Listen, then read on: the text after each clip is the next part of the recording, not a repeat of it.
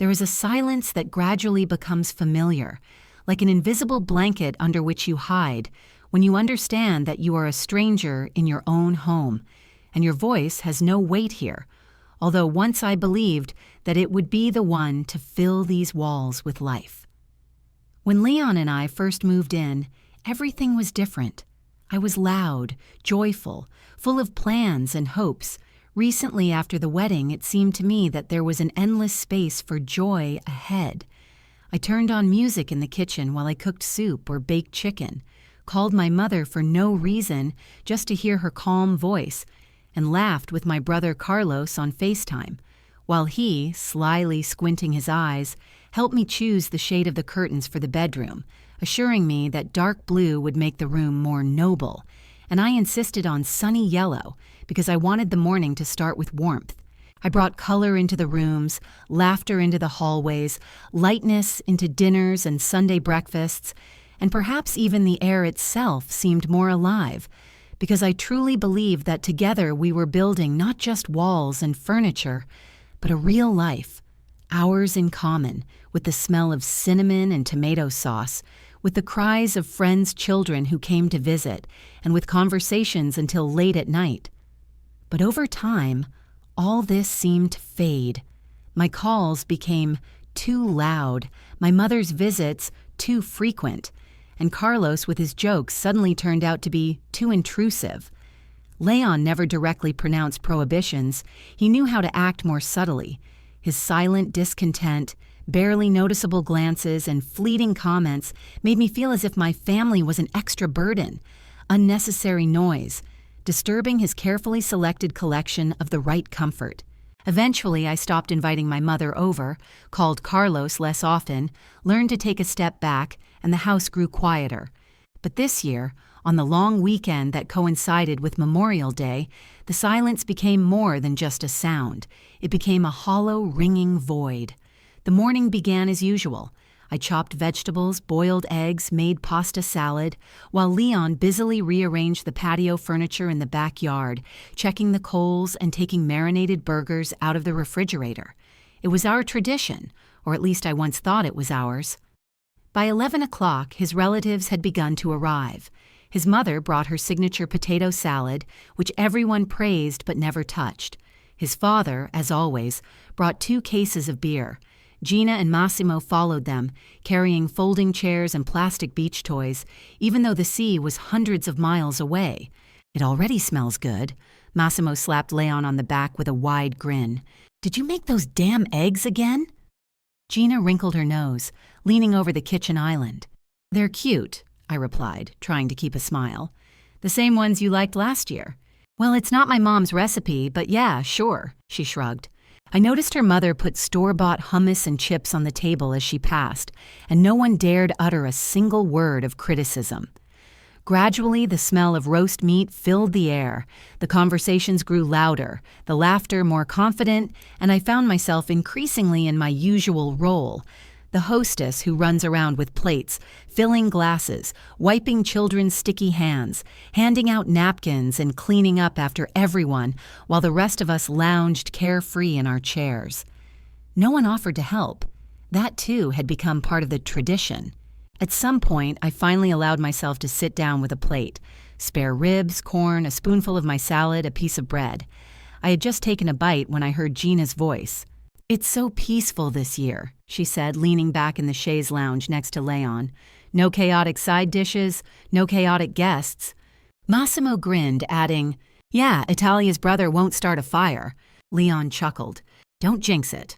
And Gina leaned a little closer. Her voice sounded almost a whisper, but loud enough. "I think even your family understood this message." My hand froze with the fork in the air, and I blinked, trying to hide the pain. "I didn't invite anyone this year," I said quietly, "at Leon's request." "Well, that's even better." Gina raised her eyebrows, pretending to be surprised. Leon gave me a look that should have been grateful recognition, but I saw only cold smugness. And in the evening, when the chairs were already cleared away and the dirty dishes were piled up in the sink, I found Leon on the couch, staring at his phone. "I want to talk about today," I began quietly. "Can it wait?" he muttered, not looking up. "I'm tired." No, Leon, I sat down opposite him. It can't. He sighed heavily, put the phone down, and asked irritably, What? You let them insult my family again. And this time, he insisted that I not invite them at all. Because your mother is always judgmental, and your brother is a total wreck, he interrupted sharply. He was joking, Leon. I felt anger boiling inside me, and that was only once. He even apologized. That doesn't mean I want to deal with him again, he replied coldly. But you're punishing everyone at once, my entire family. I looked up and saw him lean forward. His voice was quiet but hard. This is my home, Italia. I decide who comes here. Our home, I corrected. I pay the mortgage. I take care of this place. His words fell like stones. Your family brings nothing but chaos. They cause stress. That's why I said, I don't want them here.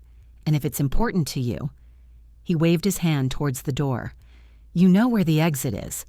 The silence that followed these words was as frightening as a vacuum. I waited for him to soften, to take back his words, to say something to ease the pain. But he only picked up the phone again, demonstrating that for him, the conversation was over. I nodded once. I see, I said, and at that moment something clicked inside me. Not anger, not despair, but cold clarity. The next morning I woke up early and the world seemed not to have completely opened its eyes. The sky seemed bruised after sleep. Pale golden stripes broke through the tattered clouds like thin veins in old glass. And in this shaky morning silence, I moved so carefully as if I was afraid to wake the air itself. I didn't slam drawers or bang closet doors. I just quietly packed my things. A week's worth of clothes, a neatly packed laptop, a box of toiletries, and that framed photograph of my mother and me smiling at the lake house, our hair wet and our hands covered in strawberries. Before leaving, I paused in the living room, where every detail reminded me of how we had once tried to give this house our shared rhythm. I noticed that the rug was crooked again. The vase I had once chosen with such passion had been replaced by the one his mother had brought. The pillows on the sofa were in strict order, like showpieces, and every little detail suggested that the space had long since ceased to belong to me. I left the key on the table and didn't write a word because everything that could be said had long since been spoken in the silence. When I opened the door, I was greeted by the soft morning air, damp as freshly washed laundry. The bushes were covered with crumpled paper towels from last night's barbecue, and the grass still smelled of coals and smoke. I didn't look back, didn't slam the door, but I didn't lock it either. I knew that had never been my right. My mother opened the door as soon as I appeared with my carry-on bag and tired eyes, and she didn't ask a single question. She simply held me tightly against her, longer than I expected, stroked my back and said quietly, I'll put the kettle on. I barely spoke that first day, curled up on the living room sofa, the same place where I had once studied poetry for exams and done homework, while the dishwasher clanked from the kitchen and the faint scent of lavender from her favorite fabric spray lingered in the air.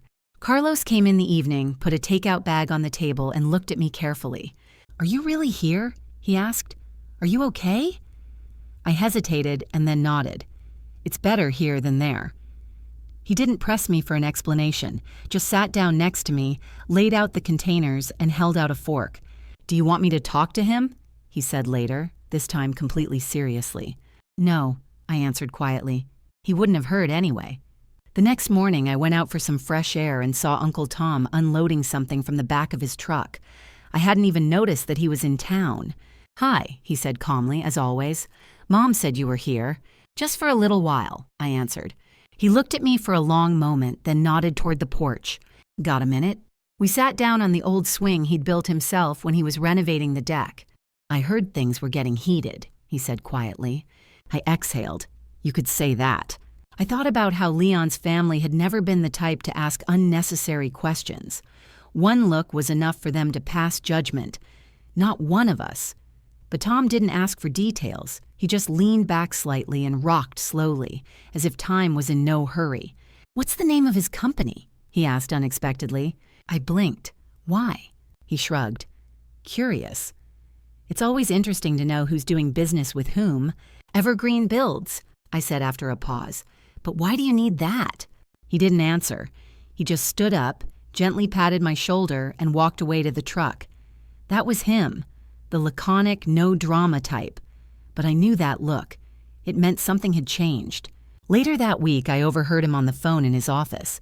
His voice was quiet but firm. Yes, I understand the penalties. No, we're not moving forward with Phase 2. I walked in just as he hung up. It's legal, he said, meeting my gaze. It's clean. What did you do? I whispered. I canceled my distributor contract, he said bluntly. Harbor and Hearth will no longer use Evergreen Builds to expand their network. My heart sank. That's a $2 million project. Not anymore, he said calmly. I stared at him in amazement. You didn't have to do that. I know, he said, but I don't want our name or yours associated with people who bully their own. He didn't shout, didn't seek my gratitude, just took a sip of coffee and went back to his papers, and the storm began to rise elsewhere. And it rose quickly. By Friday, Leon's phone was ringing off the hook. First came the text from his department manager, all caps and panicked. Tom just pulled the plug on the entire deal. What the hell is going on? Then came the chain reaction. Harbor and Hearth wasn't just a client, they were an anchor. And without the deal, smaller contractors were pulling out, fearing instability. Banks were asking questions. Marketing partners were freezing campaigns. And the system he'd spent years building was suddenly starting to crack at the seams. Gina's husband, Massimo, who oversaw some of the logistics, called Leon that afternoon in a voice so loud I could hear every word from the other room, as if he were speaking right next to me. You didn't tell me your Uncle Tom was pulling the plug on the entire deal, Leon. And that affects me too, and it's directly affecting my projects. What did you do? I imagined Leon sitting with his phone in his hand, his lips pressed together, unable to come up with an answer, because the next thing that happened wasn't a call, but a message to me. Italia, 5:07 p.m. Everything is falling apart. Can we talk, please? I saw the notification on the screen, waited 5 minutes, then 10, but didn't open it. I didn't even let the preview show. I just pressed the button and turned off the phone, as if I were closing a door I didn't intend to open again. I returned to the living room where Mom and Carlos were folding laundry, shouting at the TV screen, where an old episode of Jeopardy was playing. Would you like some tea? Mom asked, noticing that I had come in again. I nodded, and this yes seemed so simple and so saving, as if life itself had temporarily stopped demanding explanations, decisions, reports from me. But the next day brought new news.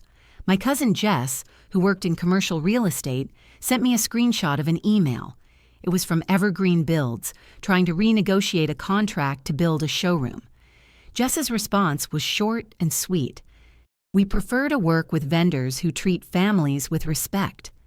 And suddenly, I felt like the network he'd been building, the one he'd prided himself on maintaining order and control, was crumbling, not just because of Uncle Tom, but because the people around him were seeing more than he thought. That night, I lay in my mother's bed, under that same old blanket I hadn't seen in years, but that I remembered every thread of, the one that had kept me warm as a child when I'd woken up from nightmares and my mother had sat with me until I calmed down. Now that blanket was covering me again, not as a cure, but as a boundary, a soft, safe wall between me and what I no longer wanted to tolerate. I picked up my phone, opened his message, and read the words over as if they were a puzzle. Can we talk? No. I'm sorry. No. You were right. No.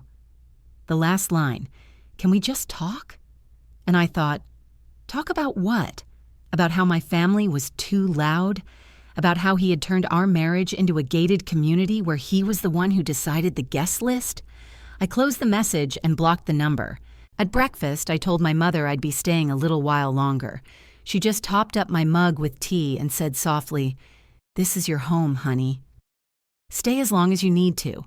Carlos showed up that day with a big smile and a bag of candy corn. "We should have a barbecue," he said. "A real barbecue. No petty rules, just good people and good food." I laughed. "I don't even have a grill." He winked. "Then it's a good thing I know a guy." Later that evening, we called Uncle Tom. He immediately agreed. "I'll bring the grill and some prototypes of the new harbor and hearth line of patio furniture. It wouldn't hurt to test them on people, not mannequins. Besides, your mom's backyard is seriously lacking in charm, and in that moment, something in my chest fluttered and relaxed. Maybe I hadn't lost my home. Maybe I just finally found the one that had always been real." By the time the grill was smoking and the aroma of coals hung over the yard, the sun was high and Carlos was watching the corn, insisting that it be grilled right over the coals, basted with garlic, butter, and lime. My mother had pulled out her strawberry rhubarb pie, which was cooling on the windowsill, just like in my childhood memories. I had made pasta salad the way she liked it. No olives, with a generous handful of fresh dill. It wasn't a party in the traditional sense. No script, no grandstanding. Just a few people in the yard, but it all felt whole, right? Like a piece of life falling into place. It had been a week since I'd left Leon.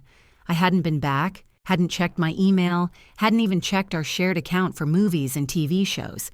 He didn't call again, and only one message remained unanswered in the deleted conversations. A reminder that the connection was still alive, but not for me.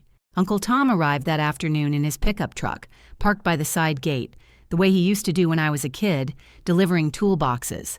This time he unloaded a folding table, a set of upholstered chairs, and 2 elegant wooden benches from the new Harbor and Hearthine collection. "These are going to be on the cover of next season," he said, pulling them out. "I thought I'd see if they were practical for real people, not just catalog shoots." My mother laughed. "If Italia doesn't approve, you'll be in big trouble." He winked at me and handed me a bag of sourdough buns. By the time the guests began to arrive, Jess, her partner Dana, Carlos's college friend with a guitar and endless jars of hot sauce, the backyard was alive again. There was no pressure, no rules, just laughter and heat and the smell of roasted vegetables rising to the sky like a promise that life could be so simple and real. For the first time in years, I didn't feel like I was hosting someone else's party, picking out the perfect napkins, arranging glasses of wine so that everyone had enough, chasing Leon's nephews around the yard with a tube of sunscreen, begging them to hold still while I rubbed sunscreen on their shoulders. I just sat at the table, nibbling on corn that was too hot and burning my lips, and listening to my mother, lost in the details of an old story, tell everyone about Carlos's ridiculous school haircut and laughing so heartily that I wiped away tears. Somewhere between a slice of pie and a second helping of grilled peaches, my phone vibrated, and I knew it was him before I even looked at the screen. Leon. The whole table seemed to go still, like the wind had stopped blowing through the leaves. I felt the change. The laughter stopped, replaced by a tense silence, and the faintest of glances fell on me. No one said anything, but Carlos handed me a paper towel as if by accident, and Uncle Tom took another bite of steak, looking completely indifferent. I stood up and walked to the edge of the yard, still holding the phone in my hand. I didn't want to answer, but there was a strange feeling growing inside me, like I needed to finish this, not for him, but for myself. I swiped my finger across the screen and brought the phone to my ear. "Italia!" His voice was hoarse, exhausted, and after that there was a long pause, as if he was gathering his strength. "I've lost everything," he finally said.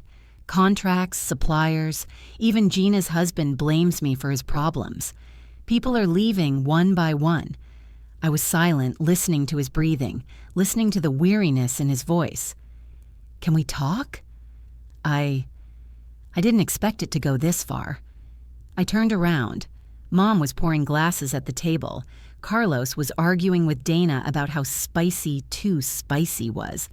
Tom was leaning back in his chair and closing his eyes, as if resting under a lampshade. I turned away again and spoke. "You said my family didn't belong to me, that they were too big, too chaotic." He was silent.